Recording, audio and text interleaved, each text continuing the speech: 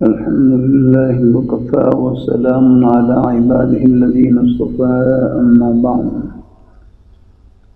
قرآن مجید میں اللہ تعالیٰ کا ارشاد ہے یا ایھا الذین آمنوا ان من ازواجکم واولادکم عدوا لکم فاحذروہم. ترجمہ: اے ایمان والو، بے شک تمہاری بیویوں اور اولاد میں سے بعض تمہارے دشمن ہیں، بس تم ان سے بچتے رہو. یہ قاعدہ کلیہ نہیں ہے کہ ہر بیوی اور اولاد دشمن ہوگی، بعض بیویاں اور اولاد دشمن ہوں گی. اس آیت کا مطلب بیان کرنے سے پہلے تمہید کے طور پر ایک حدیث شریف کرنا چاہتا ہوں. قال رسول اللہ صلی اللہ علیہ وسلم نعمتان مغبون فیہما کثیر من الناس الصحۃ والفراغ. دو نعمتیں ہیں جن میں اکثر انسان نقصان اٹھانے والے ہیں. دو نعمتیں ہیں جن میں اکثر انسان نقصان اٹھانے والے ہیں. وہ دو نعمتیں صحت اور فراغت ہیں. صحت اور فراغت. لوگ ان دونوں سے فائدہ نہیں اٹھاتے. اللہ تعالیٰ نے صحت دی ہے مگر وہ صحت کی حالت میں خدا کو یاد نہیں کرتے. جب بیمار ہو گئے تو پھر کیا یاد الہی کریں گے. فراغت ہے مگر اس سے فائدہ اٹھا کر یاد الہی نہیں کرتے ہیں. مصروفیت ہو گئی تو دل چاہے گا بھی ذکر الہی نہ کر سکیں گے. مثلا گھر میں کوئی بچہ یا بیوی بیمار ہو گئی، اب دن کو دفتر اور رات کو بیمار کی تیمارداری میں بسر ہونے لگے. اب دن کو دفتر، رات کو بیمار کی تیمارداری میں بسر ہونے لگے. یاد الہی کے لیے وقت ہی نہیں ملتا. جب گھر میں سب تندرست ہے اس وقت خدا کو یاد نہ کیا. اب ذرا شوق پیدا ہوا تو کر نہیں سکتے، فرصت ہی نہیں ملتی. درس میں شمولیت کے لیے وقت نہیں ملتا. اللہ تعالیٰ نے ویسے ہی خبردار نہیں کیا. اگر بارش ہو تو بیوی نماز کے لیے مسجد میں جانے سے روکتی ہے. اگر میاں نہ مانے تو پھر کہتی ہے دیکھنا باہر پھسلن ہوگی، ذرا سنبھل کر جائیے گا. بیوی اور اولاد دونوں مذلت الاقدام ہیں.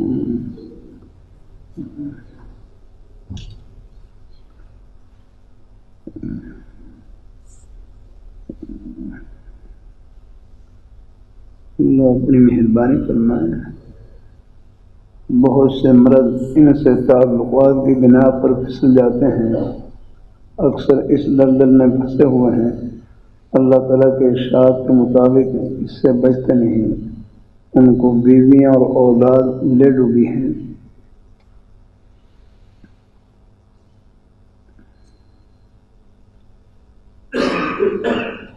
مثلا بیوی چاہتی ہے لڑکی میڈل سے میٹرک میں داخل ہو جائے اور پھر ایف اے اور بی اے ہو جائے تاکہ کوئی اچھا رشتہ مل جائے. وہ خامن کو کسی نہ کسی طرح رضامند کر لیتی ہے. یہ فکر نہیں کہ اس کا ایمان بھی بچ جائے.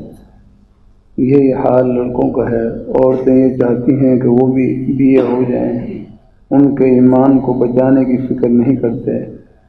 وہ لڑکے بھی اعلیٰ تعلیم حاصل کرنا چاہتے ہیں، تمام اخراجات والد صاحب سے وصول کرنا چاہتے ہیں. یہ ظہور ہندوستانی فرما سکتے ہیں. میں آپ سے پوچھتا ہوں کیا اسکولوں میں اور کالجوں میں دین سکھلایا جاتا ہے؟ پورا دین نہ صحیح کہ کلمہ ہی پڑھایا جاتا ہے. بیوی مشیر ہوتی ہے مگر اولاد کی محبت کے باعث دونوں گمراہ ہو جاتے ہیں. عربی کا مقولہ ہے الناس علی دین ملوکہم.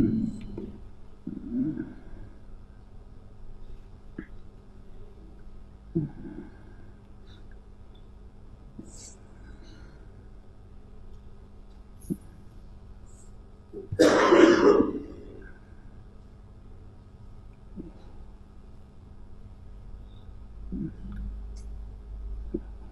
صلی اللہ علیہ وسلم کا مبارک ارشاد، نعمتان مغبون فیہما، دو نعمتیں ہیں ان میں بہت سے لوگ نقصان اٹھانے والے ہیں۔ الصحت والفراغ، ایک صحت اور دوسری فراغت میں۔ اللہ اپنی مہربانی فرمائے۔ ابو داؤد شریف میں ایک مبارک حدیث گزری کہ صحت کے زمانے میں ایک معمول ہے، صحت کے زمانے میں ایک معمول، صحت کے زمانے میں ایک معمول ہے، یعنی فرائض واجبات سونے موقع وہ تو ادا کرتے ہی ہیں، اسی طرح اور نفلی اعمال ہیں۔ صحت کے زمانے میں ایک معمول، پھر سفر کی وجہ سے، بیماری کی وجہ سے یہ اقامت گاہ میں ایک معمول ہے، پھر وہ سفر کی وجہ سے اس معمول میں فرق آ جائے۔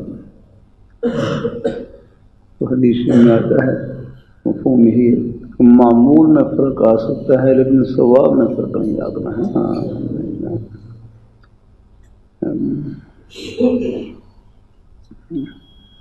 ثواب برابر ملتا رہتا ہے الحمدللہ۔ یعنی صحت کے زمانے میں ایک معمول ہے، پھر بیماری کی وجہ سے اس معمول میں فرق آ گیا۔ یہ اقامت اپنی رہائش گاہ پر ایک معمول ہے، پھر سفر کی وجہ سے سفر میں مسلسل بھاگ دوڑ ہوتی ہے، اس میں اپنے فرائض واجبات ادا کر لیتے ہیں اور باقی نفلی اعمال وغیرہ اور کچھ وظائف وغیرہ ہیں، ان میں کچھ فرق آ جاتا ہے۔ تو بہرحال یہ معمول میں فرق آ سکتا ہے لیکن ثواب میں فرق نہیں آنا ہے۔ ہمارے حضرت شاہ حکیم محمد غوث رحمۃ اللہ علیہ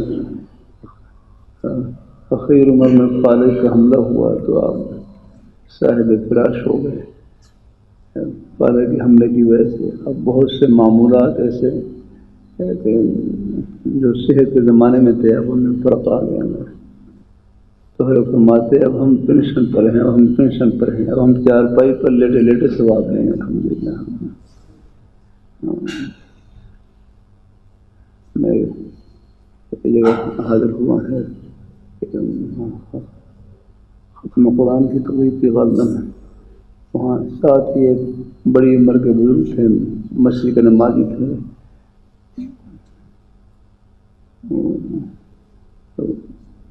بیمار تھے، تو میں ان کی بیمار پرسی کے لیے گیا۔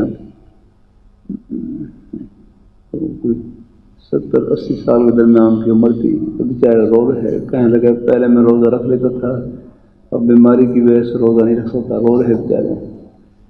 تو پھر میں نے یہی حدیثیوں کو سنا کر تسلی دی کہ میں کہ صحت کے زمانے میں ایک معمول، پھر بیماری کی وجہ سے یا سفر کی وجہ سے اس معمول میں فرق آ جائے تو ثواب میں فرق آئے۔ معمول میں فرق آ سکتا ہے، ثواب میں کوئی فرق نہیں آتا ہے۔ اللہ تعالیٰ اپنی مہربانی فرمائے۔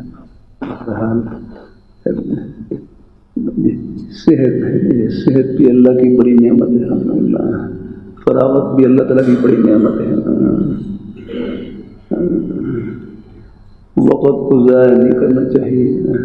حدیث میں آتا ہے من حسن اسلام المرء ترکہ ما لا یعنی، من حسن اسلام المرء ترکہ ما لا یعنی، مرد کے اسلام کی خوبیوں میں سے ایک خوبی یہ ہے کہ وہ لا یعنی کو ترک کر دیں۔ بس لا یعنی سے بچنے کا طریقہ یہ ہے کہ یعنی میں لگ جائیں، جو بامقصد کام، بامقصد بات چیز اس میں لگے رہیں۔ اللہ اپنی مہربانی فرمائے، اللہ اپنی مہربانی فرمائے۔ اللہ تعالیٰ تھوڑی سی توجہ کی برکت سے ہمارا ایک ایک سانس جنت کا سانس، ایک ایک قدم جنت کا قدم، ایک عمل جنت کا عمل الحمدللہ۔ ہمارے بھائی الحمدللہ شہر کے احباب ہیں، مجلس میں شریف ہوئے، نماز پڑھنے کے لیے تشریف لائے، گھر سے چلے، آپ کا ایک قدم جنت کا قدم ہے الحمدللہ۔ اب نماز پڑھنے کے بعد پھر مختلف مصروفیات ہوتی ہیں، کبھی کبھی اللہ تعالیٰ کی توفیق حال کرتا ہوں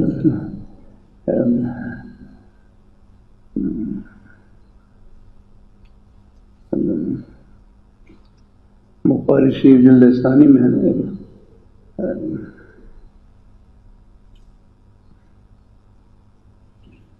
بخاری شریف جلد ثانی میں یہاں ہے، بخاری شریف جلد ثانی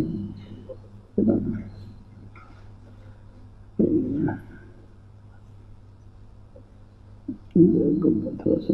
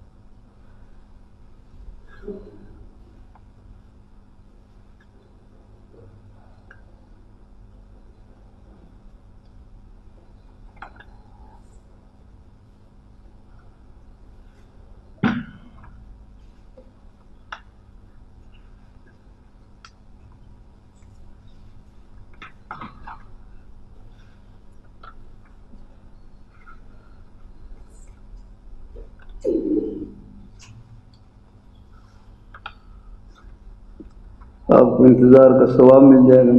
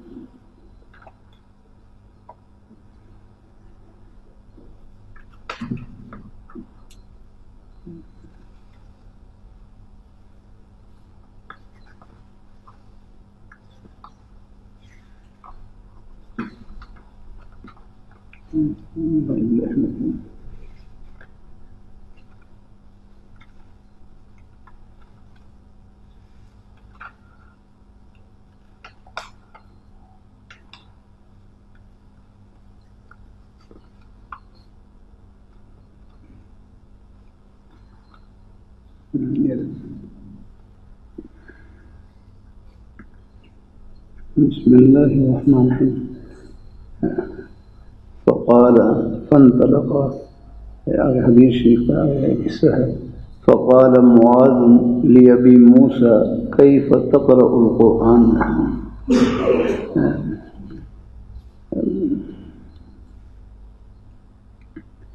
فقال معاذ لأبي موسى كيف تقرأ القرآن؟ حضرت معاذ رضی اللہ تعالیٰ عنہ نے حضرت ابو موسیٰ اشعری رضی اللہ تعالیٰ عنہ کی خدمت میں رکھی کہ آپ قرآن پاک کس طرح پڑھتے ہیں، آپ قرآن پاک کس طرح پڑھتے ہیں؟ فرمانے لگے قائما وقائدا وعلی راحلتی، میں کھڑے ہو کر ہی پڑھتا ہوں، بیٹھ کر ہی پڑھتا ہوں اور سواری پر ہی پڑھتا ہوں۔ ہمارے والد صاحب رحمہ اللہ تعالیٰ قرآن پاک کے بڑے پکے حافظ تھے۔ میں نے پوری زندگی سوائے ایک مرتبہ کہ ان کو ناظرہ قرآن پاک پڑھتے نہیں دیکھا، ہمیشہ زبانی پڑھتے تھے۔ بڑا ان کا لہجہ بھی بہت اچھا، بڑا یعنی بڑے اچھے انداز سے پڑھتے تھے۔ پڑھنے میں ایک گھر سمجھ آتا تھا الحمدللہ۔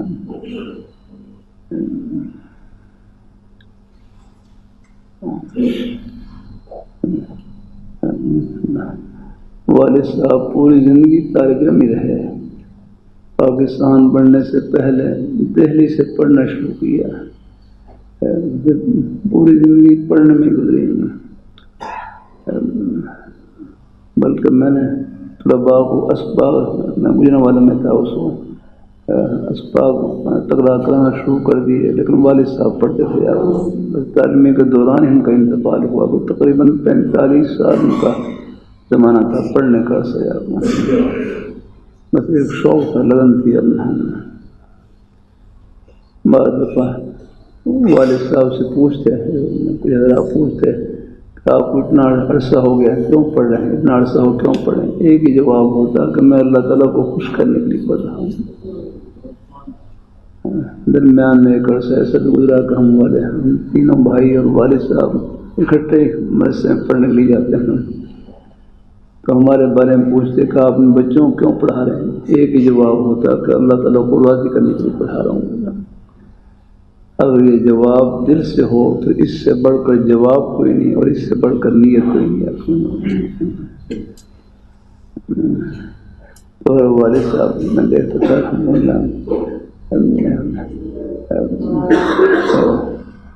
تہجد میں تقریباً 1 گھنٹہ 1.5 گھنٹہ پہلے کھڑے ہو جاتے، اپنے تہجد کو نفل ادا کرتے، پھر اپنے قرآن پاک کی تلاوت میں. بس بات بڑھ جاتی ہے. میرے حضرت فرمانے لگے ہیں ہمارے اسلاف اکابر حضرات ان کو فرائض واجبات سنن مؤکدہ کی پابندی کے بعد، فرائض واجبات سنن مؤکدہ کی پابندی کے بعد، حرام اور مکروہ تحریمی سے بچنے کے بعد، فرائض واجبات سنن مؤکدہ کی پابندی کے بعد، حرام اور مکروہ تحریمی سے بچنے کے بعد ان کو جو دین ترقی نصیب ہوئی آگے وہ 3 وجہ سے نصیب ہوئی. عام طور پر اور بھی ہیں لیکن بہرحال یہ ہے 3.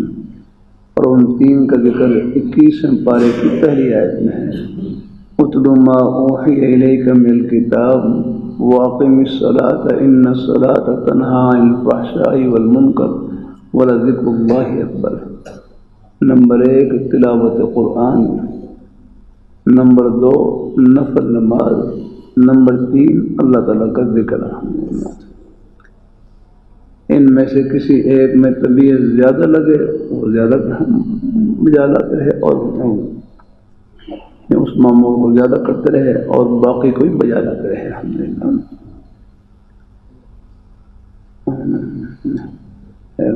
باہر رات ان کی نفل نماز میں خوب دل لگتا ہے، خوب نفل نماز پڑھیں، خوب پڑھیں اپنی ہمت کے مطابق. لیکن باقی اعمال کو بھی باقی جو اعمال ہیں ان سے بھی آپ تھوڑا تھوڑا ہے کر دیا الحمدللہ کہ سب میں حصہ پڑ جائے. تو ابو موسیٰ رضی اللہ تعالیٰ سے پوچھا کیف تقرأ القرآن، آپ قرآن پاک کس طرح پڑھتے ہیں؟ فرمانے لگے میں کھڑے ہو کر ہی پڑھتا ہوں، بیٹھ کر ہی پڑھتا ہوں، اور سواری کر ہی پڑھتا ہوں. اور وَأَتَفَوَّقُهُ تَفَوُّقًا وَأَتَفَوَّقُهُ تَفَوُّقًا، کہ میں وقفے سے پڑھتا ہوں. مجھے لکھا ہوا ہے اقرأ شیئا بعد شیئا، میں وقفے سے تھوڑا تھوڑا پڑھتا ہوں. اور قال اما فانام واقوم فاحتسب نومتی کما احتسب قومتی، یا کما احتسب قومتی. ہاں کتنی پیاری بات کی. سبحان اللہ. اما فانام واقوم، اما فانام میں آرام بھی کرتا ہوں، واقوم قیام بھی کرتا ہوں، فاحتسب نومتی کما احتسب قومتی. تو ہم لقبی ہے، ہم بہت ایک جواز قانون کے ذریعے پڑھ سکتے ہیں کما احتسب یا کما احتسب. فاحتسب نومتی کما احتسب قومتی، میں اپنی نیند میں بھی اسی ثواب کی امید رکھتا ہوں جس طرح اپنے قیام میں عبادت میں ثواب میں رہتا ہوں، اپنے نیند میں بھی میں ثواب میں رہتا ہوں الحمدللہ۔ کبھی کبھی رکھ دیتا ہوں، اللہ تعالیٰ کی توفیق سے میرے حضرت فرمانے لگے رات کو سونے سے پہلے عبادت کی تیاری کے لیے کر لیں تو وہ تقریباً ہوتی ہے۔ رات کو سونے سے پہلے عبادت کی تیاری کے لیے کر لیں۔ بھائی لیاقت صاحب تقریباً ہوگی ہی نیت، رات کو سونے سے پہلے یہ نیت کر لیں، بس ہوتی ہے تقریباً کہ میں آرام اس لیے کر رہا ہوں، جسم سے تھکاوٹ دور ہوگی، صبح اٹھوں گا، نماز کا وقت ہوگا، سب سے پہلے اللہ تعالیٰ کے سامنے سر بسجود ہوں گا اور پھر اپنے ضرورت کے جائز کام کروں گا۔ اس نیت سے آرام کرنا یہ چاندی نہیں سونا بنے گا، بلکہ سونے سے بڑھ کر الحمدللہ۔ لیکن کبھی کبھی کر دیا جاتا ہے، اللہ تعالیٰ کی توفیق سے نمازی حضرات کا سونا بھی سونا ہے الحمدللہ۔ یہ تو ہم نے سنا ہے، پہلے سنا ہی تھا الحمدللہ، علماء کا سونا عبادت ہے الحمدللہ۔ یہاں یہ ہے کہ ہر نمازی کا سونا عبادت ہے۔ آپ دیکھ لیں انی احتسب نومتی کما احتسب قومتی، کہ میں اپنی نیند میں بھی اسی ثواب کی امید کرتا ہوں جس کی قیام میں آنا ہے۔ تو میرے حضرت فرمانے لگے اگر سونے سے پہلے عبادت کی تیاری کے لیے کر لیں، آپ کی پوری رات عبادت میں گزرے گی الحمدللہ، آپ کو سونا بھی ثواب ہے۔ اللہ تعالیٰ اپنی مہربانی فرمائے، اللہ اپنی بارگاہ مقبول فرمائے الحمدللہ۔ کہ آگے ہو تھکاوٹ ہو آرام کر لیں الحمدللہ۔ بہرحال بعض دفعہ میں سفر سے آتا ہوں، رات کو فجر کے اذان قریب پہنچتا ہوں تو بس پھر تھکاوٹ ہوتی ہے اور بس پھر فجر کی نماز پڑھ لی، زیادہ تھکاوٹ ہو تو کچھ جلدی جماعت کرا کے پڑھ لیتا ہوں، ورنہ پھر جماعت سے نماز پڑھ کر الحمدللہ آرام کر لیا۔ اس کے بعد اللہ تعالیٰ اپنی مہربانی فرمائے تو اللہ نے ہر جگہ اپنے خوشی کے بہانے پھیلا رکھے الحمدللہ۔ یہ حدیثی کی مبارک کتابیں ہیں، طلباء سے کرتا رہتا ہوں، ان کو صرف مدرسے کے امتحان میں پاس ہونے کے لیے سے نہ پڑھا کریں، عرش پر پاس ہونے کے لیے سے پڑھا کریں، یہ سب کچھ آخرت کے لیے الحمدللہ۔ اللہ تعالیٰ قبول فرمائے، اللہ اپنی بارگاہ میں قبول فرمائے۔ تو بہرحال ہے کہ ابو موسیٰ رضی اللہ تعالیٰ سے پوچھا آپ قرآن پاک کس طرح پڑھتے ہیں؟ فرمایا میں کھڑے ہو کر ہی پڑھتا ہوں۔ میں نے اپنے والد صاحب رحمۃ اللہ علیہ کو دیکھا، قرآن پاک کے بڑے پکے حافظ تھے، ہمارے حافظ صاحب حافظ یوسف رحمہ اللہ تعالیٰ، ان کو بتلایا، مجھے تو نہیں، ان کو بتلایا تھا کہ میں مدرسے میں جاتے ہوئے 5 پارے مدرسے میں جاتے ہوئے پڑھ لیتا ہوں، 5 پارے مدرسے سے واپس پڑھ لیتا ہوں۔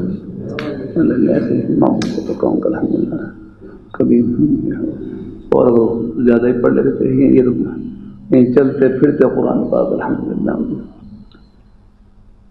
اور قرآن پاک کی محبت اللہ نے ہر مسلمان کے سینے میں رکھی ہے انشاءاللہ۔ یہ اسی محبت کا صدقہ ہے، چاہے باپ ڈاکٹر ہوں، انجینئر ہوں، محنت مزدوری کرنے والے ہوں، دکان دفتر کھیتی باڑی کرنے والے ہوں، لیکن بچوں کے بارے میں خواہش ہی ہوتی ہے کہ بچے بولنے کے قابل ہوں، سب سے پہلے ان کی زبان پر اللہ تعالیٰ کا پیارا نام آیا ہے، مزید بولنے قابل ہوں تو پھر کوشش کرتے ہیں بچوں کو الحمدللہ قرآن پاک کی تعلیم کی الحمدللہ۔ اللہ اپنی مہربانی فرمائے۔ لاہور رحمۃ اللہ علیہ نے ذکر کیا نا کہ سکول کالج یونیورسٹی کی تعلیم کا ہے، لیکن ایک جملہ رکھ کر دیتا ہوں، اللہ تعالیٰ کی توفیق ہے۔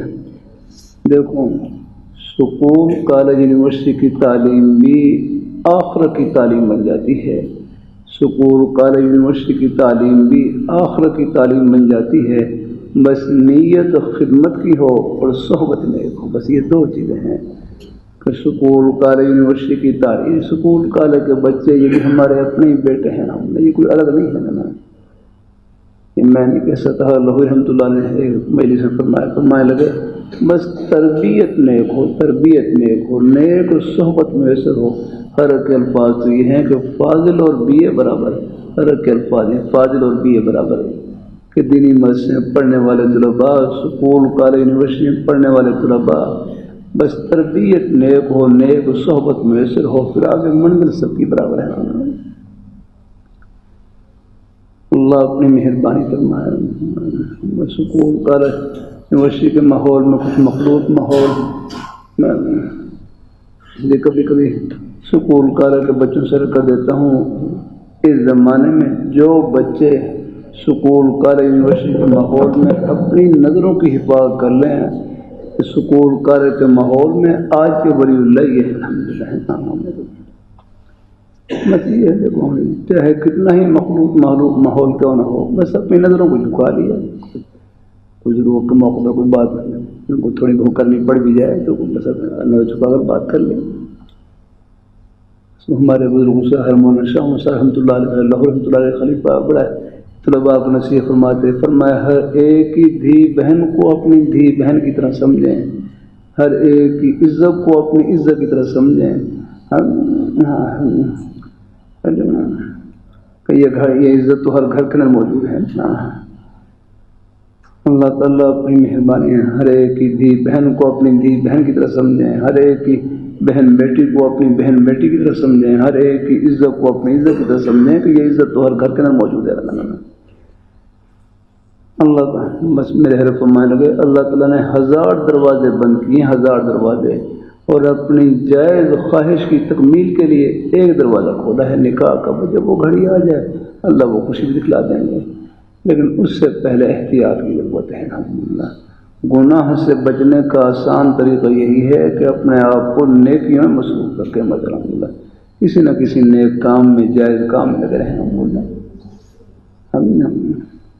آپ کا دیکھو نماز کے لیے مسجد میں آنا ثواب، نماز پڑھ کر دکان میں جانا ثواب ہے، دفتر میں جانا ثواب ہے۔ اللہ نے ہمیں جو دین دیا ہے بڑا پیارا دین دیا ہے، قدم قدم پر رہنمائی۔ مدرسہ ہے نا، مدرسہ یہ تو سیکھنے کی جگہ ہے اور عمل کرنے کی جگہ زمین کے چپے چپے پر ہے۔ اب میں اسپتال میں تھا، حدیث میں آتا ہے یا عباد اللہ تداو، یا عباد اللہ تداو، اے اللہ کے بندو تم علاج معالجہ کرواؤ۔ اے اللہ کے بندو تم علاج معالجہ کرواؤ۔ میں کہا یہ حدیث ہم نے حدیث کی مبارک کتاب میں پڑھی، لیکن اس پر عمل کرنے کا موقع وہ ہسپتال میں ملے گا، کلینک میں ملے گا، شفا خانے میں ملے گا، کیونکہ جہاں علاج ہوگا وہاں 2 چیزوں کی ضرورت ہے، معالج بھی ہو اور مریض بھی ہو جائے گا۔ اس کے بغیر تو علاج نہیں ہوگا۔ اگر مریض ہے تو ساتھ ساتھ ہے معالج کی بھی ضرورت ہے۔ تو اللہ نے یہ پورا نظام خدمت سے جوڑ رکھا ہے، اس لیے کسی مسلمان کو حقیر نہ سمجھیں، ہر ایک کے سینے میں اللہ نے اپنی محبت کا نور بھر رکھا ہے۔ یہ تو آفت میں پردے اٹھیں گے، کس کس بہانے سے اللہ سب کو اللہ کی رحمت بنوا دیں گے۔ ہاں اللہ تعالیٰ سب کو قبول فرمائے، اللہ ہم سب کو اپنے ایمان پر قائم رکھے، اللہ اپنے دین پر قائم رکھیں۔ بس بڑے حضرات کا مقصد ہی ہوتا ہے بس ذرا نیک صحبت کا خیال رکھا جائے، غلط ماحول سے بچیں، غلط صحبت سے بچیں، پھر باہر پھر یہ سب پڑھنا پڑھانا یہ سب یہ آخر کا انشاءاللہ حصہ بنے گا۔ الحمدللہ اب ہسپتال میں مریضوں کی خدمت ہم نہیں کر سکتے جو نیک ڈاکٹر صاحبان، تعمیراتی نقشے ہم نہیں بنا سکتے جو انجینئر صاحبان، ایک پورا نظام ہے خدمت سے جوڑ رکھا ہے۔ کیا ہے اللہ گھر بنا ہوا ہے بابو، ہم تو ایک اینٹ اس میں لگا سکتے، ایک بٹن نہیں لگا سکتے، سب کے لیے بندے چن رکھے ہیں۔ تو اللہ تعالیٰ سب کو اللہ اپنی بارگاہ مقبول فرمائے، اللہ اپنی رضا اور خوشی میں سلوا دے۔ آمین آمین۔